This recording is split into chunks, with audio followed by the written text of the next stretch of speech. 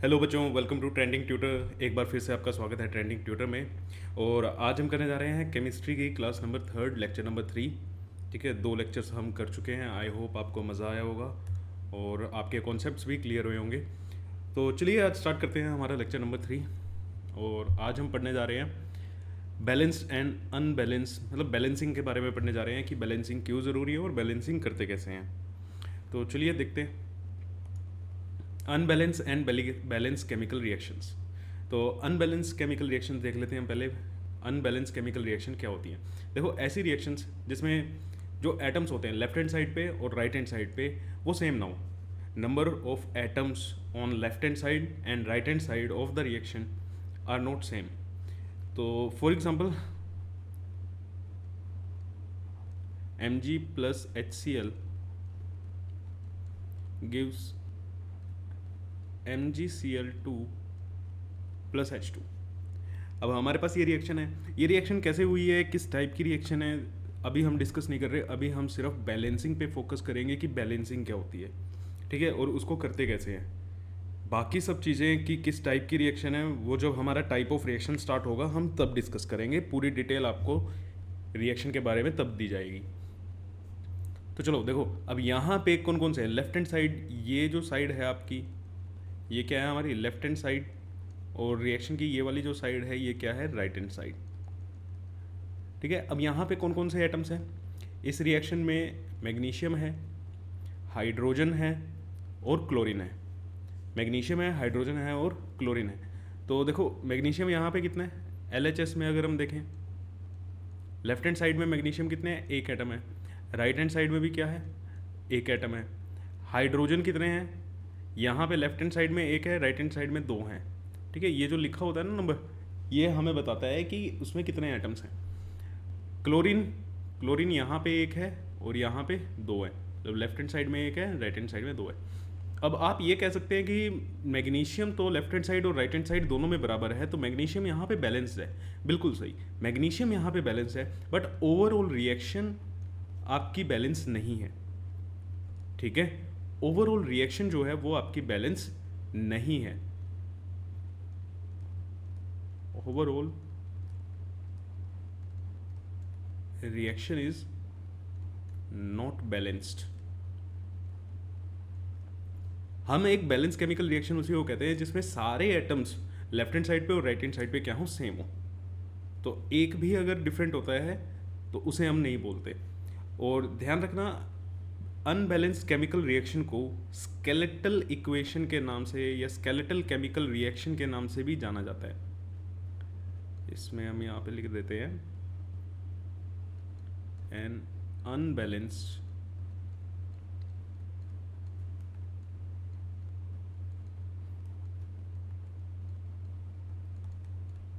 chemical reaction is also known as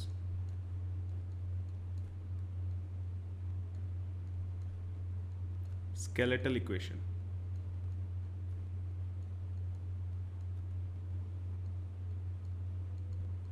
तो कई बार वो आपसे डायरेक्ट अनबैलेंस केमिकल रिएक्शन ना पूछ के आपको एक वर्ड दे देगा कि स्केलेटल इक्वेशंस क्या होती हैं। तो स्केलेटल इक्वेशंस भी क्या होती है, अनबैलेंस केमिकल रिएक्शंस ही आपकी स्केलेटल इक्वेशंस होती हैं।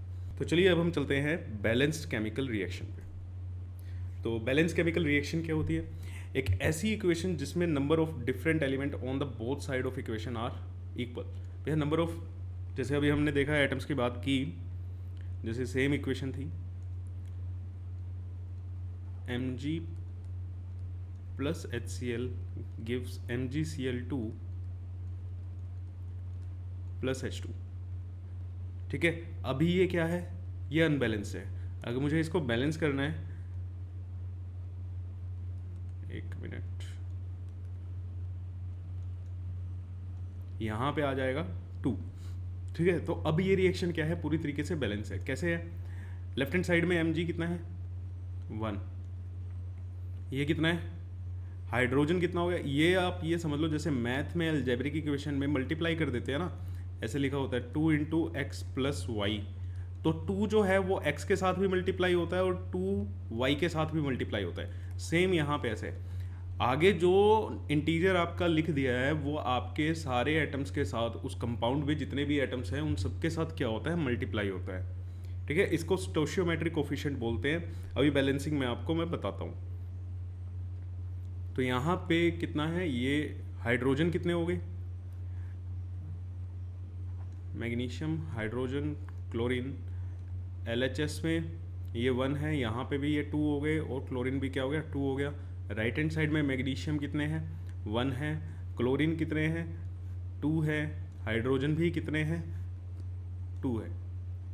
ठीक है, तो ये भी क्या हो गए आपके, बैलेंस हो गए। अब देखो सारे एटम्स क्या हैं, बराबर हैं, तो हम इसे क्या कहते हैं, बैलेंस केमिकल इक्वेशन। अब देखो सारे एटम्स क्या हो गए, बराबर हो गए, तो इसे हम कहते हैं बैलेंस केमिकल इक्वेशन। तो एक बैलेंस केमिकल इक्वेशन में क्या होगा, number of atoms of reactant, number of atoms of reactant is equal to number of atoms of product. जितने प्रोडक्ट में एटम हैं उतने ही एटम किस में रहने चाहिए, आपके टोटल एटम्स। यहाँ पे भी देखोगे 2 2 4 और एक 5, 2 2 4 और एक 5। Number of atoms of product is equal to number of atoms of reactant, तो उसे हम कहते हैं बैलेंस केमिकल रिएक्शन या बैलेंस केमिकल इक्वेशन। अब मेन बात यहाँ पे आ जाती है कि हमें बैलेंसिंग की ज़रूरत ही क्यों पड़ी। ठीक है ना, हमें यहाँ पे बैलेंसिंग की ज़रूरत ही क्यों पड़ी, तो चलो उसको देख लेते हैं।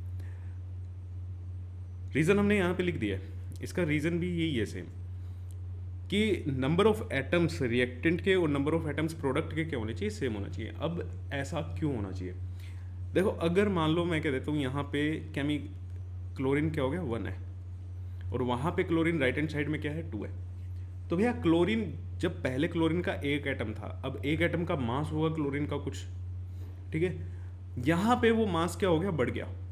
यहाँ पे क्लोरीन का मास कितना है, जितने उसके एटम है, एक एटम का मास है। यहाँ पे क्लोरीन का क्या है, 2 एटम का मास हो रहा है, मतलब मास बढ़ गया आपका। और आपने बचपन में, ठीक है, या छोटी क्लासेस में आपने एक चीज़ पढ़ी होगी, law of conservation of mass. ठीक है, आपने पढ़ा होगा law of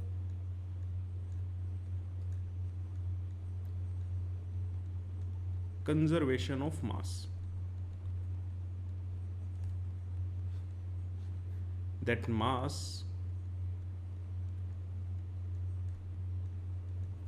can neither be created nor be destroyed। मास को ना तो तुम क्रिएट कर सकते हो, ना ही तुम क्या कर सकते हो, डिस्ट्रॉय कर सकते हो। मतलब ना ही मास तुम बना सकते हो, ना ही मास को तुम डिस्ट्रॉय कर सकते हो। अभी आपके लिए ये इक्वेशन, ये जो डेफिनेशन है बिल्कुल वैलिड है। आपके रिएक्शंस जितनी भी हैं, ठीक है, 10th के सिलेबस में, उनमें ये वैलिड है। ठीक है, हालांकि ये डेफिनेशन आगे मॉडिफाई होती है, कुछ इसकी लिमिटेशन भी हैं कि law of conservation of mass, जैसे न्यूक्लियर रिएक्शंस जो आपकी होती हैं उसमें आपका law of conservation of mass follow नहीं होता। तो मास को ना तो तुम बना सकते, मास को ना ही तुम क्या कर सकते, ख़त्म कर सकते। बट यहाँ पे अगर हमने ये एग्जांपल लिया कि जिसमें हमने क्लोरीन को 1 कर दिया, क्लोरीन का यहाँ पे एटम क्या कर दिया, 1 कर दिया। अब यहाँ पे 1 है, ठीक है, तो भैया यहाँ पे एक एटम का मास है, यहाँ पे 2 एटम का मास है। ऑब्वियस सी बात है यार, 2 एटम का मास एक एटम के मास से क्या होगा, ज़्यादा होगा। तो मीन्स मास यहाँ पे क्या हुआ है, क्रिएट हुआ है। मास कैसे क्रिएट हो गया, आपने मास को कैसे क्रिएट कर दिया। ठीक है, law of conservation of mass क्या कहता है कि भैया मास तो क्या, मास को तो आप क्रिएट कर ही नहीं सकते। तो सेम इसी रीज़न से हमें क्या करना पड़ता है, we need to balance our chemical reaction. हमें अपनी केमिकल रिएक्शंस को बैलेंस करना पड़ता है। ठीक है, अगर बैलेंस नहीं करोगे बेटा तो वो चीज़ फिर आपकी गलत है, वहाँ पे आपका law of conservation of mass, ठीक है, आप उसको वायलेट कर रहे हो, जो कि पॉसिबल नहीं है। ठीक है, तो चलो अब हमने बैलेंस और अनबैलेंस केमिकल रिएक्शन के बारे में देख लिया कि बैलेंस केमिकल रिएक्शन क्या होती हैं और अनबैलेंस केमिकल रिएक्शंस क्या होती हैं। तो नेक्स्ट हम चलते हैं कि हम बैलेंसिंग करते कैसे हैं। बैलेंसिंग ऑफ केमिकल इक्वेशन, अब हमें करनी है बैलेंसिंग। आपका ये लेक्चर सिर्फ आज बैलेंसिंग पे रहेगा, बैलेंसिंग के अलावा कुछ नहीं हम देखने वाले। तो इससे बैलेंसिंग पढ़ने से पहले हम एक वर्ड पढ़ते हैं जो है हमारा स्टोशियोमेट्रिक कोफिशिएंट। अभी स्टोशियोमेट्रिक कोफिशिएंट क्या होता है, इसको हम लिखते हैं शॉर्ट में, जहाँ पे भी मैं एस सी लिख दें, इसका मतलब क्या है, स्टोशियोमेट्रिक कोफिशिएंट। जो अभी आपने रिएक्शन देखी Mg plus 2HCl gives MgCl2 plus H2, ये जो 2 है, ठीक है, ये जो आपका 2 है, यही क्या है, स्टोशियोमेट्रिक कोफिशिएंट।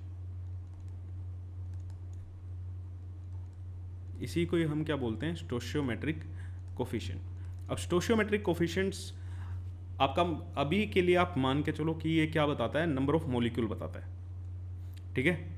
ये अभी के लिए क्या बताता है आपको, tales number of molecule.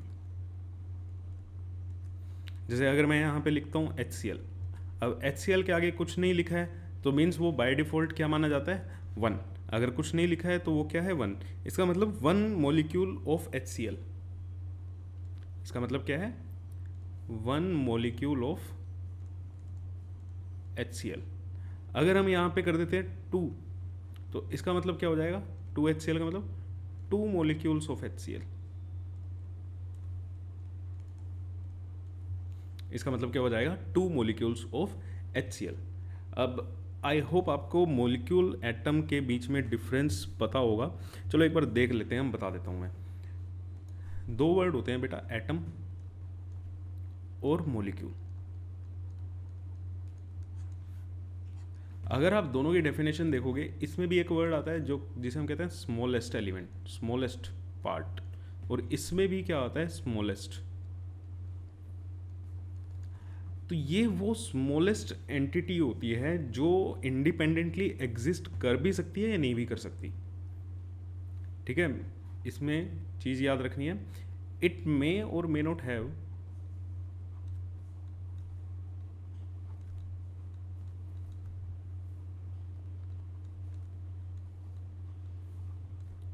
Independent existence, but molecule क्या होगा, इट हैज़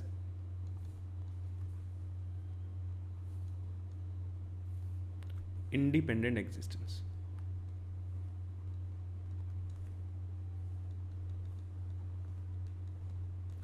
इसका एक इंडिपेंडेंट एग्जिस्टेंस होता है। फॉर एग्जांपल अगर मैं बात करता हूँ 1 एटम ऑफ ऑक्सीजन, ऑक्सीजन के एक एटम की अगर हम बात करें तो ऑक्सीजन के एक एटम को हम कैसे लिखेंगे, O, ठीक है। अगर मैं वहीं पे बात करता हूँ 1 molecule of oxygen, 1 molecule of oxygen को हम कैसे लिखेंगे, O2। तो यहाँ पे डिफरेंस क्या है, अब इस चीज़ का मतलब क्या है, इंडिपेंडेंट एग्जिस्टेंस हो भी सकता है या नहीं भी हो सकता। For example 1 atom of oxygen की बात करें, O लिखते हैं, इसका कोई इंडिपेंडेंट एग्जिस्टेंस नहीं है। मींस नेचर में ये ऐसे नहीं मिलता है। नेचर में आपको ऑक्सीजन कैसे मिलती है, O2 की फॉर्म में मिलती है। नेचर में हमें किस फॉर्म में मिलती है, O2 की फॉर्म में मिलती है।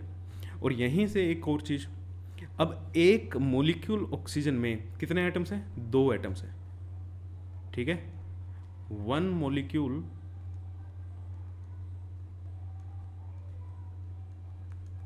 of oxygen has 2 atoms of oxygen,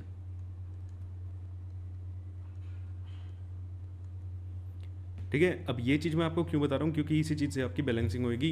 अगर ये चीज़ आपको पता होगी तभी आप इक्वेशन में देख पाओगे कि किस एलिमेंट के कितने एटम हैं या कितने मॉलिक्यूल हैं, आपको कैसे बैलेंस करना है। तो आई होप ये आपको क्लियर है। ऐसे ही अगर मैं बात करूँ 1 मॉलिक्यूल ऑफ हाइड्रोजन और 1 atom of hydrogen, for example लिखते हैं 1 मॉलिक्यूल ऑफ हाइड्रोजन। हाइड्रोजन का एक मॉलिक्यूल, मॉलिक्यूल का मतलब उसका इंडिपेंडेंट एग्जिस्टेंस होगा जैसे वो नेचर में मिलता है। H2 की फॉर्म में हमें क्या मिलती है, हाइड्रोजन नेचर में मिलती है। अब इस एक हाइड्रोजन में कितने एटम्स हैं, has 2 atoms of hydrogen. Hydrogen के एटम को तो हम H लिखते हैं ना, हैज़ 2 एटम्स ऑफ हाइड्रोजन। अगर मैं 1 मॉलिक्यूल ऑफ सल्फर की बात करूं,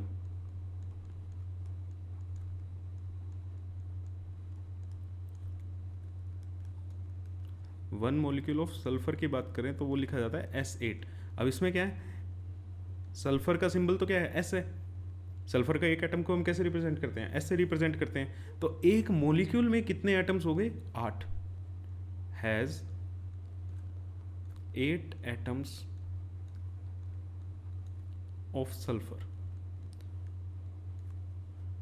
तो अब आपको यहाँ से पता चल जाएगा। और हमें केमिकल रिएक्शन में जब भी हमें बैलेंसिंग करनी है तो बैलेंसिंग में हमें करना क्या है, बैलेंसिंग में हमें नंबर ऑफ एटम्स, देखो यहाँ पे लिखा है मैंने, number of atoms of the reactant is equal to number of atoms of product. यहाँ पे एटम्स की बात हो रही है। यहाँ पे देखो क्लोरीन में कितने एटम हैं, 2, यहाँ पे कितने थे, 1। तो उसको बैलेंस करने के लिए हम आगे क्या लगाते हैं, एक इंटीजर लगाते हैं, जिस इंटीजर को हम क्या बोलते हैं, स्टोशियोमेट्रिक कोफिशिएंट। जिस इंटीजर को हम क्या बोलते हैं, स्टोशियोमेट्रिक कोफिशिएंट। ये एक अभी के लिए सिर्फ आपको इतना ध्यान रखना है कि ये नंबर ऑफ मॉलिक्यूल आपको बता देता है। जैसे यहाँ पे HCl है तो ये एक मॉलिक्यूल है HCl का, मैग्नीशियम है ये एक मॉलिक्यूल है, यहाँ पे हाइड्रोजन का एक मॉलिक्यूल है, आगे कुछ नहीं लिखा है तो क्या है, एक मॉलिक्यूल है। ठीक है, तो आई होप ये चीज़ें आपको क्लियर हुई होंगी। तो चलिए अब हम स्टार्ट करते हैं अपनी बैलेंसिंग करना। और बैलेंसिंग में फर्स्ट मेथड है हमारा हिट एंड ट्रायल मेथड। ठीक है, हिट एंड ट्रायल मेथड। अब इस मेथड को करते कैसे हैं मैं बता देता हूँ। मैं दोनों मेथड ना, एक एल्जेब्रिक मेथड है आपका, एक हिट एंड ट्रायल मेथड है, मैं आपको दोनों मेथड एक्सप्लेन करूँगा, फिर बाद में आपको जो भी अच्छा लगे। अगर कई बार देखो एल्जेब्रिक से निकालना आ जाता है, वो 1 नंबर का क्वेश्चन दे देते हैं और बोलते हैं कि एल्जेब्रिक मेथड से सोल्व करके दिखाओ, तो आपको पूरा सब्जेक्टिवली लिखना पड़ता है कि मेथड कैसे कैसे आपने फॉलो किया है, क्या स्टेप्स हैं मेथड के। तो इसलिए बाद में तो हम, आपको भी पता है कि डायरेक्टली हम कर लेते हैं। तो चलो फॉर एग्जांपल हम एक इक्वेशन ले लेते हैं और फिर देखते हैं कि इसको करते कैसे हैं हिट एंड ट्रायल मेथड से। Fe plus H2O gives Fe3O4 plus H2। ये कोई हमारी केमिकल रिएक्शन है। अब इस केमिकल रिएक्शन को हम देखते हैं कि हिट एंड ट्रायल मेथड से करते कैसे हैं। तो इसमें स्टेप 1 क्या आता है, स्टेप 1 है कि सबसे पहले तो इसको वर्ड फॉर्म में लिखो, right the chemical reaction in word form, right the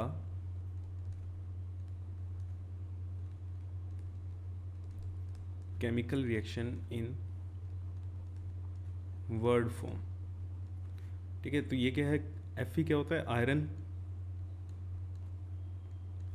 plus H2O water, और वाटर मैं आपको यहाँ पे बता देता हूँ गैसियस फॉर्म में होता है तो उसको हम स्टीम लिखते हैं।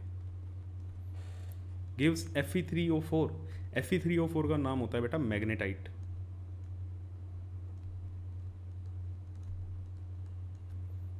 Plus hydrogen.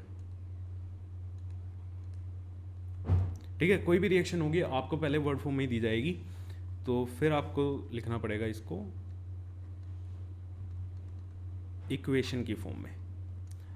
हमने इसका एग्जाम्पल लिया था तो हमने पहले ही इक्वेशन की फॉर्म में लिख दी थी, अदरवाइज आपको दूसरे स्टेप में क्या करना पड़ता है, इसको इक्वेशन की फॉर्म में लिखना पड़ता है, स्केलेटल केमिकल रिएक्शन की फॉर्म में, स्केलेटल केमिकल इक्वेशन की फॉर्म में। तो right the chemical reaction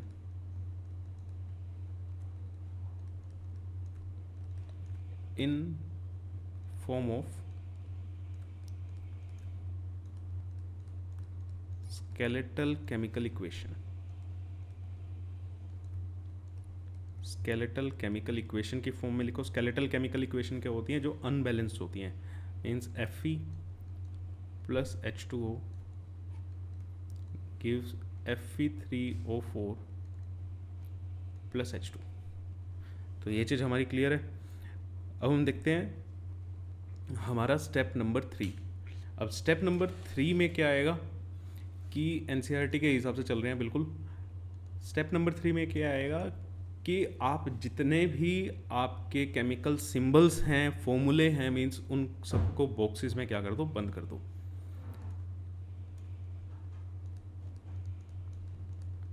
enclose the chemical symbols.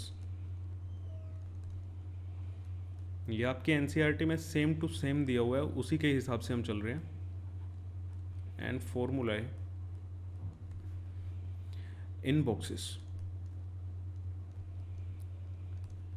जैसे क्या था, Fe plus H2O gives Fe3O4 plus H2। ये स्टेप इसलिए कराया जाता है कि कोई एटम या कोई मॉलिक्यूल जो है उसके साथ कोई छेड़छाड़ ना की जाए, मतलब वो इंटैक्ट रहे। स्टेप नंबर 4, ये था step number 3। Step number 4, step number 4 में क्या आता है, लिस्ट बनाओ डिफरेंट एलिमेंट्स की और लिखो उसको लेफ्ट हैंड साइड में उसके कितने हैं और राइट हैंड साइड में कितने हैं। लिस्ट द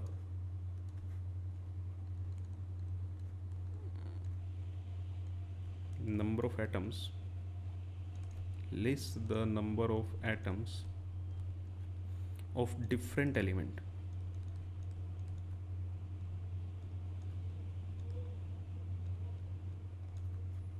यहाँ पे हम लिख लेते हैं एलिमेंट्स,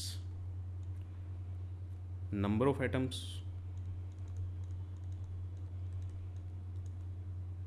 LHS में कितने हैं और उसके नंबर ऑफ एटम्स RHS में कितने हैं। ठीक है, तो एलिमेंट हमारे क्या है, आयरन है, इसमें क्या है, वाटर में क्या क्या है, हाइड्रोजन है और ऑक्सीजन है। सेम यहाँ पे भी हाइड्रोजन और वाटर और हाइड्रोजन, ऑक्सीजन और आयरन ही है। तो आयरन के अगर हम नंबर ऑफ एटम्स देखें, लेफ्ट हैंड साइड में आयरन कितना है, 1 है, और राइट हैंड साइड में आपको ये दिख रहा है 3। Hydrogen, hydrogen left hand side में कितने हैं, 2। हाइड्रोजन राइट हैंड साइड में भी कितने हैं, 2। ऑक्सीजन लेफ्ट हैंड साइड में है 1, और हाइड्रोजन लेफ्ट हैंड साइड में कितने हैं, oxygen sorry left hand side में कितने हैं, 4। तो आई होप ये चीज़ आपको क्लियर है, स्टेप नंबर 4। अब आ जाते हैं स्टेप नंबर 5 जो फाइनल है हमारा, कि हमें इनको बैलेंस करना है। और उसके साथ हम करते हैं जिसमें सबसे पहले ज़्यादा नंबर ऑफ एटम्स होते हैं। ठीक है, स्टार्ट।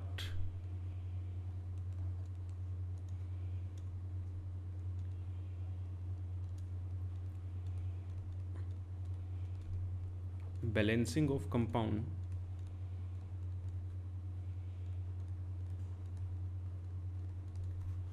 that contain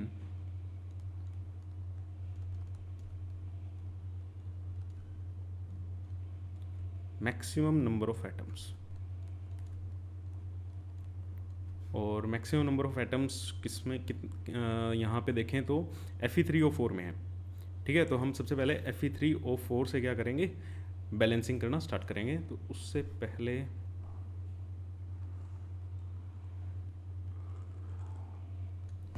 मैं यहाँ पे इस चीज़ को कॉपी कर लेता हूँ।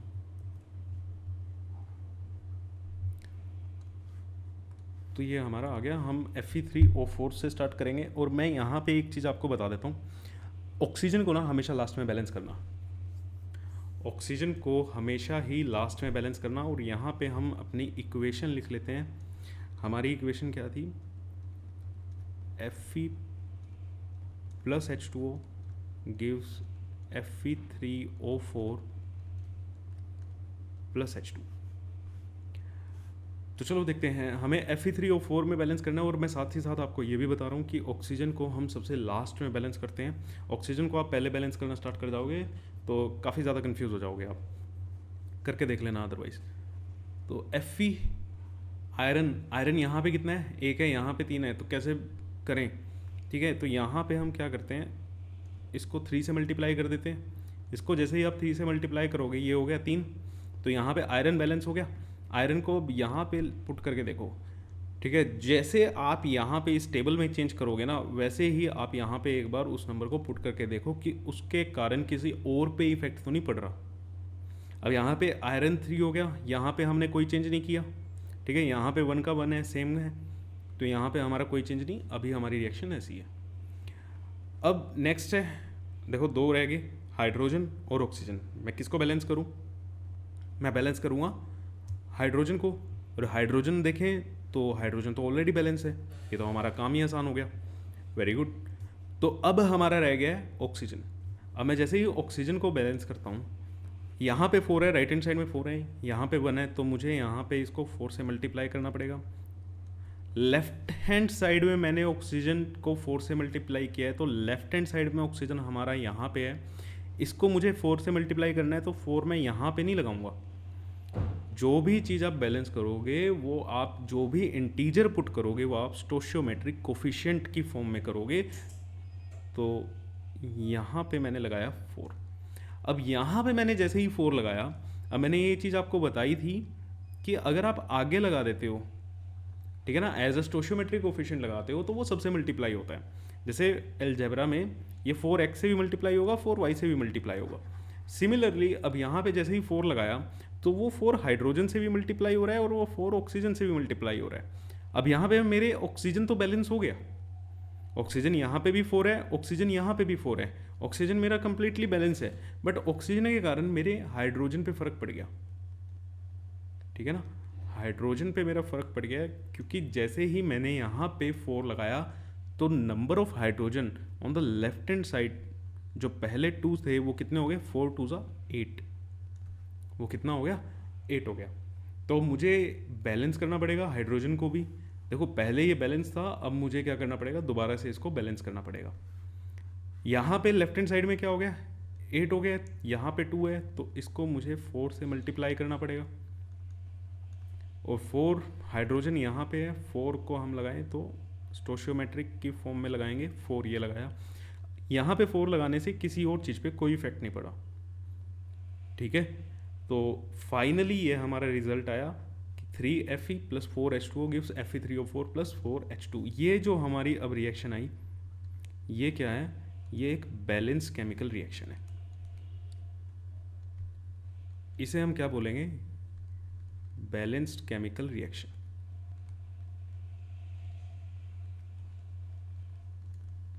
तो चलो एक और प्रैक्टिस के लिए हम देखते हैं। फॉर एग्जांपल इस बार हम रिएक्शन ले लेते हैं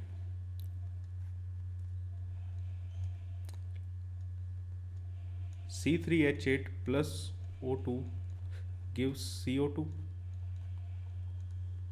+ H2O। अब हम देखो स्टेप्स नहीं लिखे हैं कुछ भी, हम मैं सीधा टेबल बना रहा हूँ। लेफ्ट हैंड साइड और राइट हैंड साइड में एलिमेंट्स लिखते हैं। हमारे यहाँ पे एलिमेंट्स कौन कौन से हैं, कार्बन है, हाइड्रोजन है, ऑक्सीजन है। लेफ्ट हैंड साइड पे कार्बन कितने हैं, 3। राइट हैंड साइड पे कार्बन कितने हैं, 1। लेफ्ट हैंड साइड पे हाइड्रोजन है 8 और राइट हैंड साइड पे है 2। ऑक्सीजन लेफ्ट हैंड साइड पे 2, ऑक्सीजन लेफ्ट हैंड साइड पे 2 + 1 3। और साथ ही हम लिख लेते हैं अपनी नीचे जो हमारी केमिकल रिएक्शन दी हुई है, CO2 + H2। तो ये हिट एंड ट्रायल से हम बैलेंस करना स्टार्ट करते हैं। सबसे पहले देखो C3H8 को मैं बैलेंस करूँगा क्योंकि इसमें मुझे सबसे ज़्यादा नंबर ऑफ एटम्स दिख रहे हैं, 8 और 3 11 एटम्स हैं इसमें। तो आप कार्बन को करें, कार्बन यहाँ पे 3 है, यहाँ पे 1 है, तो राइट हैंड साइड में मुझे इसको 3 से मल्टीप्लाई करना पड़ेगा, 3। और राइट हैंड साइड में जैसे ही मैं यहाँ पे 3 लगाता हूँ, ठीक है, यहाँ पे 3 लगाते ही मेरे क्या हो गया, ऑक्सीजन से भी ये स्टोशियोमेट्रिक कोफिशिएंट मल्टीप्लाई हो गया। तो ऑक्सीजन कितने हो गए, ऑक्सीजन पहले 3 थे, 3 से अब ये कितना हो गया, 6 हो गया। अब क्या मैं ऑक्सीजन को बैलेंस करूँगा पहले, नहीं, मैं पहले बैलेंस करूँगा हाइड्रोजन को, ठीक है। ऑक्सीजन हम सबसे लास्ट में बैलेंस करेंगे। तो हाइड्रोजन यहाँ पे 8 है, यहाँ पे 2 है, तो यहाँ पे मुझे 4 से मल्टीप्लाई करना पड़ेगा। और जैसे ही मैं यहाँ पे 4 से मल्टीप्लाई करता हूँ तो यहाँ पे फिर से मेरा क्या है, ऑक्सीजन के साथ भी मल्टीप्लाई हो रहा है, ऑक्सीजन के साथ भी क्या हो गया, मल्टीप्लाई हो चुका है। तो अब यहाँ पे कितना है, 4 और 6 10।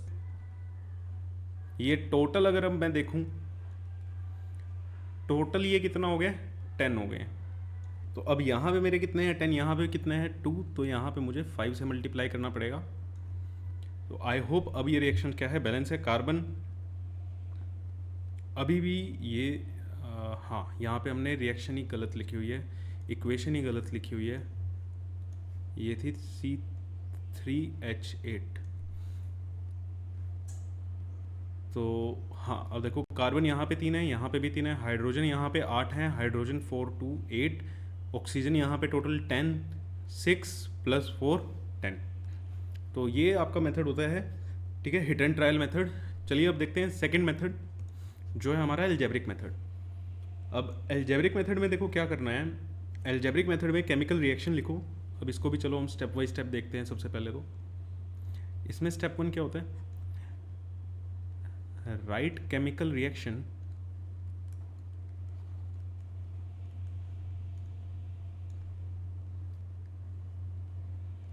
Right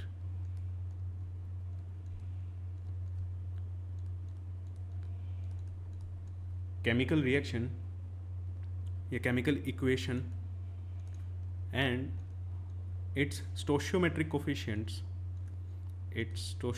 coefficient in form of ABCD,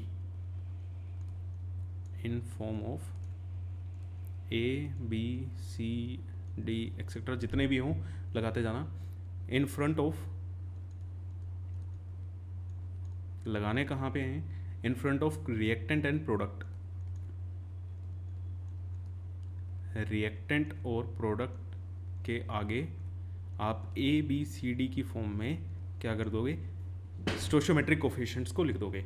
for example अगर मैं रिएक्शन लेता हूँ, सिंपल रेस्पिरेशन में भी हमने रिएक्शन देखी थी, C6H12O6 + O2 gives CO2 + H2O + energy, जो भी होता था वो रेस्पिरेशन में होती थी। हम यहाँ पे सिर्फ बैलेंसिंग की बात कर रहे हैं।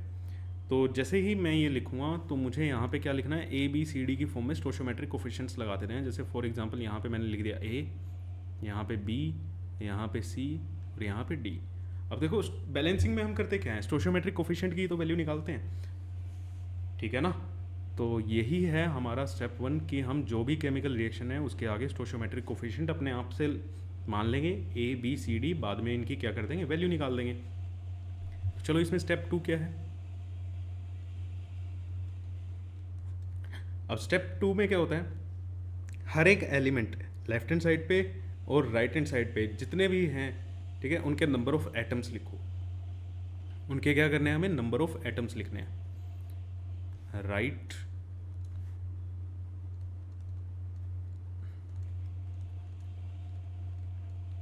number of atoms of each element, write number of atoms of each element on left and right side, on left and right side। और इस बार हमें जो लिखने हैं वो स्टोशियोमेट्रिक कोफिशिएंट्स की टर्म में लिखने हैं, in form of equation using stoichiometric coefficient। Stoichiometric coefficients का यूज़ करके हम उसे इक्वेशन में लिखेंगे। जैसे हमारी इक्वेशन क्या थी, हमारी इक्वेशन थी C6H12O6 + O2 gives CO2 + H2, और हमारे यहाँ पे स्टोशियोमेट्रिक कोफिशिएंट्स थे A B C D। अब सेकंड स्टेप में हमें करना क्या है, जैसे हमारे यहाँ पे क्या है, कार्बन है, हाइड्रोजन है और ऑक्सीजन है, उनके एलिमेंट्स लिखने हैं, नंबर ऑफ एटम्स लिखने हैं लेफ्ट साइड पे राइट साइड पे स्टोशियोमेट्रिक कोफिशिएंट की टर्म में। जैसे कार्बन अगर मैं लिखूँ, कार्बन लेफ्ट हैंड साइड में कितना है, कहाँ पे है, यहाँ पे है कितना, 6 × A, 6A। और राइट हैंड साइड में कार्बन ये रहा, is equal to 1 × C। Hydrogen की बात करें, 12 × A is equal to 2D, is equal to 2D। Oxygen की बात करें, 6A + 2B is equal to 2C + D। तो ये हमारी 3 इक्वेशंस बन गई। अब इनका हमें वैल्यू निकालनी है, सिंपल जैसे मैथमेटिक्स में करते हैं। बट इसमें जो एल्जेब्रिक इक्वेशंस जो ये बनी हैं इसमें सोल्व करना है, कैसे सोल्व करना है, ए की वैल्यू 1 पुट कर दो, सोल्व दीज इक्वेशंस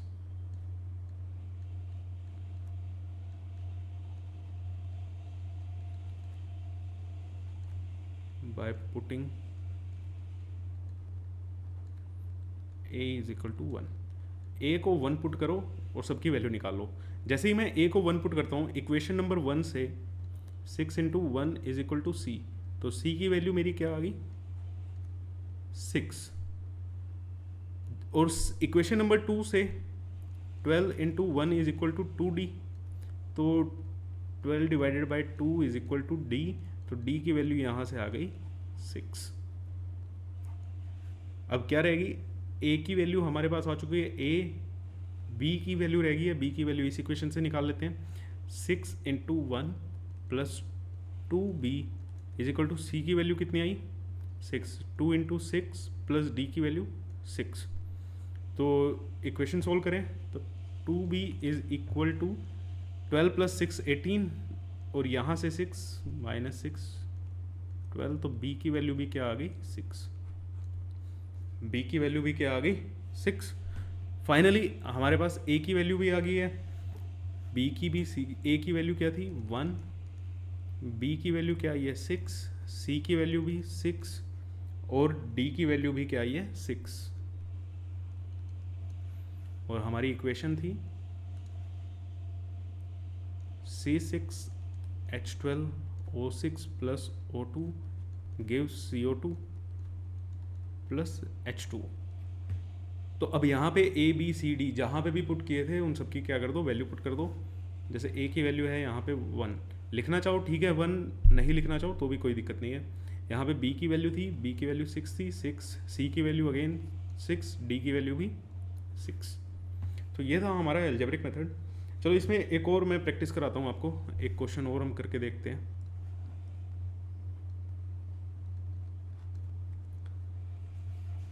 इक्वेशन ले लेते हैं, हाँ, PbNO3 twice gives PbO plus NO2 plus O2। तो सबसे पहला स्टेप वही है, स्टोशियोमेट्रिक कोफिशिएंट्स लिख दो इनके, A B C D, और क्या करो इक्वेशंस बना लो लेफ्ट हैंड साइड पे राइट हैंड साइड पे। तो हमारे पास लेड है Pb, नाइट्रोजन ऑक्सीजन। लेड कितना है A इज इक्वल टू यहाँ पे भी कितना है B, नाइट्रोजन 2 इंटू A, देखो ये भी ब्रैकेट में है, ये होल है ठीक है, ये ऑक्सीजन के साथ भी मल्टीप्लाई होगा ये 2, और ये 2 नाइट्रोजन के साथ भी मल्टीप्लाई होगा। तो नाइट्रोजन के 2 यहाँ पे, A यहाँ पे 2 into A 2A, 2A is equal to nitrogen यहाँ पे कहाँ है ये, और खाली C। ऑक्सीजन की बात करें 6 into A, 6A is equal to nitrogen यहाँ, ऑक्सीजन यहाँ पे भी एक है B plus 2 into C 2C plus 2 into D 2D। तो अब इसको सोल्व कैसे करना है, A की वैल्यू 1 पुट करो, solve equation by putting A is equal to 1। तो जैसे ही मैं A को 1 पुट करता हूँ, इक्वेशन नंबर फर्स्ट से मेरी B की वैल्यू भी कितनी आ रही है 1, इक्वेशन नंबर 2 से मेरी C की वैल्यू कितनी आ रही है 2, A को 1 पुट करते ही, और इक्वेशन नंबर 3 से हम D की वैल्यू निकाल लेते हैं। 6 into 1 is equal to 1 plus 2 into 2 plus 2D, तो ये कितना आ गया 4 5, D की वैल्यू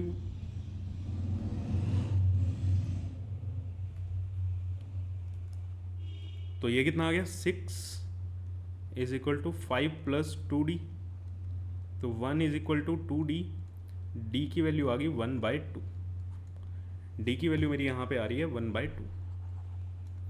ठीक है, इसको थोड़ा ठीक लिख देते हैं, 1 इज इक्वल टू 2D, और डी की वैल्यू आ गई यहाँ से 1/2। तो इसको नेक्स्ट पेज पे मैं कंटिन्यू करता हूँ। अब हमारा हुआ क्या है, हमारी वैल्यूज़ क्या आई हैं, ए की वैल्यू आई है 1, बी की वैल्यू आई है 1, सी की वैल्यू आई है 2, और डी की वैल्यू आई है 1/2। देखो अब यहाँ पे ना वैल्यू किस में आ रही है, फ्रैक्शन में आ रही है। आप फ्रैक्शन वाली वैल्यूज़ को अवॉइड करेंगे। ठीक है, आप फ्रैक्शन वाली वैल्यूज़ को अवॉइड करेंगे। तो अगर इन पूरे में मैं 2 से मल्टीप्लाई कर दूँ तो ये मेरा फ्रैक्शन क्या हो जाएगा, ख़त्म हो जाएगा।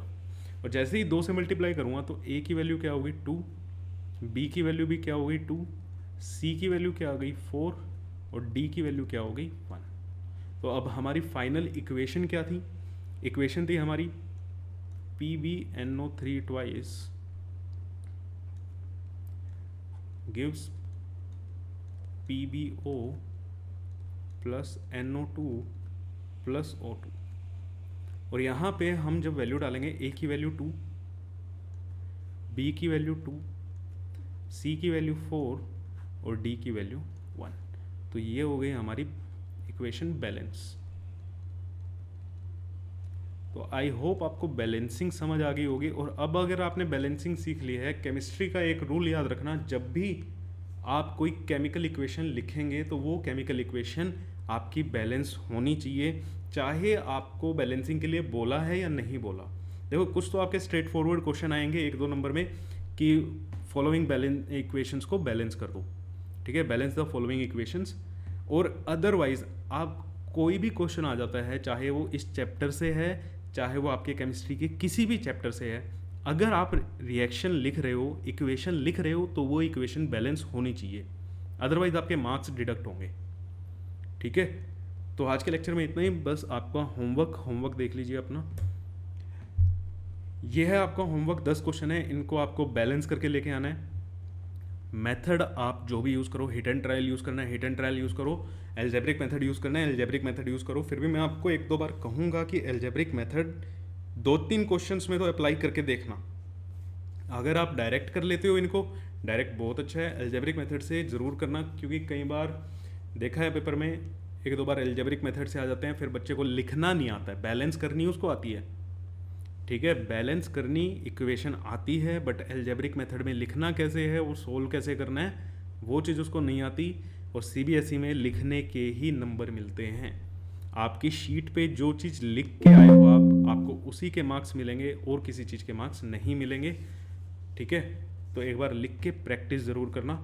और तब तक के लिए थैंक यू सो मच, अगली क्लास में मिलते हैं।